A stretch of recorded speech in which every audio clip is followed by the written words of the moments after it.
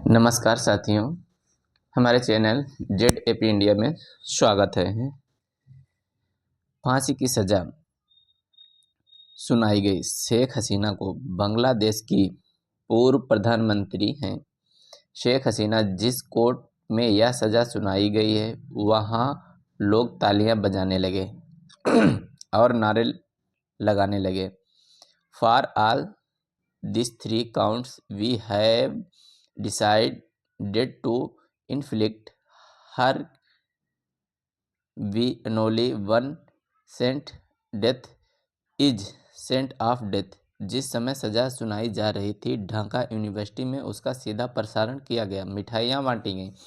फैसले से पहले एक दिन प्रदर्शन भी हुए। शेख हसीना कठोर से कठोर सज़ा दी गई। 2-3 घंटे की सुनवाई चली और फैसले का पूरा प्रसारण बांग्लादेश टीवी पर किया गया। जिस कोर्ट ने शेख हसीना को फांसी की सज़ा दी उसका गठन 2010 में हसीना ने किया था। इंटरनेशनल क्राइम ट्रिब्यूनल इसलिए बनाया गया था ताकि 1971 के बांग्लादेश के मुक्ति संग्राम के समय युद्ध अपराधियों, नरसंहार जैसे मामलों की जांच हो सके।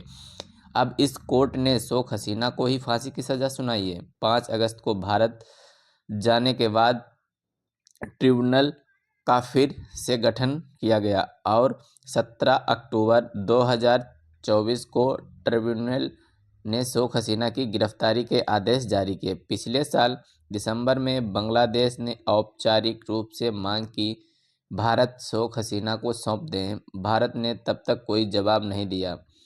इस फैसले के भारत पर दबाव बढ़ सकता है, लेकिन लगता नहीं है भारत शेख हसीना को सौंपेंगे। बांग्लादेश के इंटरनेशनल क्राइम ट्रिब्यूनल में हसीना के खिलाफ कई महीनों तक सुनवाई चली।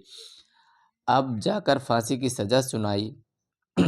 उन पर अपने समर्थकों को उकसाने के, दामन को रोकने में नाकामी और हत्या के आदेश के मामले यह सब चलाए गए। इस हाल में उन परिवारों के लोग भी थे जिनके परिजनों जुलाई 2024 में प्रदर्शन में मारे गए। कोर्ट के बाहर हर तरह की पुलिस तैनात कर दी गई, सेना तैनात थी। 2 घंटे की सुनवाई के बाद यह फैसला आया। कोर्ट ने हर सारे आरोपों में एक ही सज़ा है, वह है सजाए मौत। जुलाई 2024 में छात्र आंदोलन के दौरान जो हत्याएं हुईं उसके लिए शेख हसीना जिम्मेदार ठहराया गया है। शेख हसीना के साथ असदुमज़ जमा भी 15 महीने भारत में रहे। पूर्व आईजीपी अब्दुल्ला अल ममून को 5 साल की जेल की सज़ा सुनाई। ममून हिरासत में हैं और सरकारी गवाह बन गए हैं। शेख हसीना पर आरोप था कि उन्होंने छात्र पर फायरिंग के आदेश दिए, सैकड़ों लोगों को अपहरण किया, उन्होंने गायब कर दिया, यातनाएं दी गईं और लोगों को मारकर लाशें गायब कर दी गईं। 84 गवाहों ने बयान दिया है कि शेख हसीना के audio tape, video record footage court में साबित तौर पर पेश किए गए, जिनमें वे शूट टू किल का आदेश दे रही हैं। ड्रोन के वीडियो, अस्पतालों में रिकॉर्ड और लीक हुई बातचीत इन सब में शामिल है। शेख हसीना इस समय भारत में हैं। उन्होंने कहा कि उनके खिलाफ जो फैसला आया है उसे एक ऐसी अदालत ने दिया जो गलत तरीके से गठित हुई है। इसे एक ऐसी सरकार ने बनाया जो चुनी नहीं है। उनके पास कोई जनादेश भी नहीं है। फांसी की सज़ा सुनाकर इस ट्रिब्यूनल और सरकार ने बता दिया है कि इरादे कितने भी खतरनाक हो, बांग्लादेश को अंतरिम सरकार आवामी लीग को राजनीतिक शक्ति के रूप में ख़त्म कर देना चाहती है। हसीना ने कहा है कि वे आरोपों से इनकार करती हैं कि मानवाधिकार का हनन किया है। इस फैसले से पहले शेख हसीना को party Bangladesh Awami league lockdown का आह्वान भी किया है। कहीं भी हिंसा होने की, गोली मारी जाने का आदेश भी है। शहरों में भी प्रदर्शन की खबरें कम हैं। आवामी लीग का कहना है कि अगस्त से पहले 2024 बांग्लादेश तरक्की की राह पर था। दुनिया में टॉप 40 इकोनॉमी में शामिल होने वाला, गरीब, विधवाओं, बुजुर्गों का समर्थन मिल रहा था। सरकार को उनके लिए घर बन रहे थे, हेल्थ पर काम हो रहा था, देश में शांति, आतंकवाद खत्म हो रहा था। पता नहीं चला कि वे सड़कों में किसके साथ खड़े हैं। आवामी लीग का कहना है 15 महीने के बाद अब लोगों को देखने लगा है कि नोबेल पुरस्कार के पीछे एक जहरीला सांप भी है। उसके साथ भी तख्ते खड़ी है जिन्होंने 1971 बांग्लादेश का विरोध भी किया है। अब आवामी लीग ने ट्विटर पर लिखा है, बांग्लादेश की अंतरिम सरकार मुखिया मोहम्मद यूनुस आने के बाद भारत और बांग्लादेश के संबंध खराब हुए हैं। इस फैसले के बाद खराब होंगे। भारत में शेख हसीना के मुद्दे के सारा पक्ष सरकार के साथ है। भारत भी शेख हसीना को वापस करने में दबाव में लगता नहीं आएगा। इस वजह से बांग्लादेश के भारत के खिलाफ भावनाएं भड़क गई हैं। वहाँ काफ़ी नाराज़गी भी है और इसका फ़ायदा पाकिस्तान उठाने का प्रयास भी कर रहा है।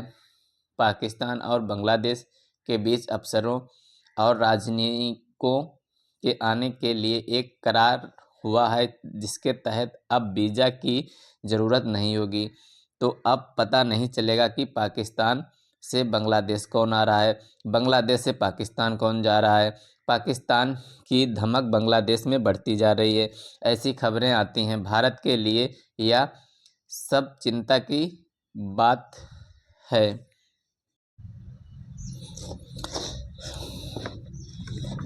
मगर भारत इसके बाद भी शेख हसीना का साथ नहीं छोड़ सकता है। क्या भारत हसीना को फांसी के फंदे पर पहुंचाने के लिए सौंप देगा?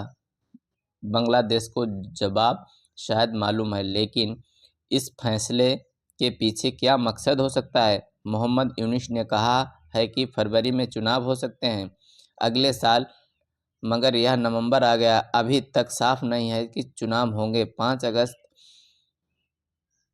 2024 के बाद बांग्लादेश में चुनी हुई सरकार नहीं है। फांसी के फैसले इस रूप देखा जा रहा है कि हो सकता है चुनाव से ध्यान भटकने के लिए यह फैसला आया हो। यूनुस अंतरिम सरकार का मुख्यालय सलाहकार इस देश की कोई निर्वाचित सरकार नहीं है, कंपनी की तरह देश चल रहा है।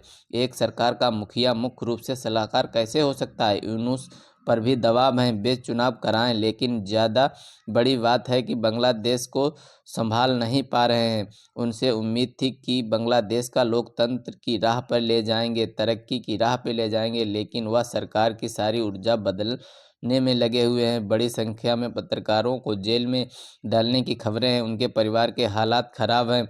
छात्र नेताओं के दबाव में पत्रकारों को नौकरी से निकाल दिया, जेल में डाल दिया। इन पत्रकारों के लिए बोलना चाहिए और रिहाई मांगनी चाहिए।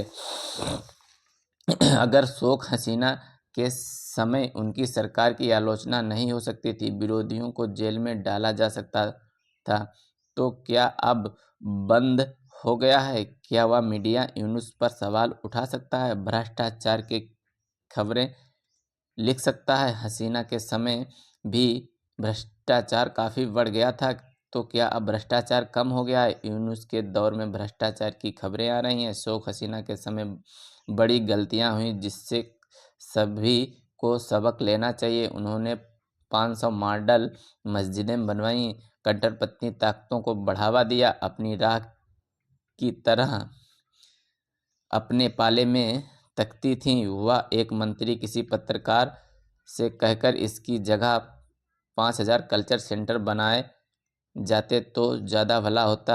बांग्लादेश मजहब के आधार पर नहीं, पाकिस्तान से अलग हुआ है, भाषा के आधार पर। भाषा का संबंध संस्कृत से होता है, लेकिन हसीना ने भी अपनी पाले की कट्टरपंथी ताकतों को बढ़ावा दिया है। हिफाजत इस्लाम कभी हसीना का समर्थक था, अब उन्हीं के खून का प्यासा बताया जाता है। दिल्ली में हसीना ने पत्रकारों को इंटरव्यू दिया तो बांग्लादेश विदेश मंत्रालय ने ढाका में भारत के डिप्टी चीफ ऑफ मिशन को सम्मान भेज दिया। मीडिया के एक्सेस पर रोक लगाने की मांग की। कुछ दिन पहले शेख हसीना भारत मीडिया में बातचीत की। इससे पहले उन्होंने फ्रांस और ब्रिटेन पत्रकारों से बात की, मगर उन देशों के सामने किसी प्रकार की आपत्ति नहीं रखी।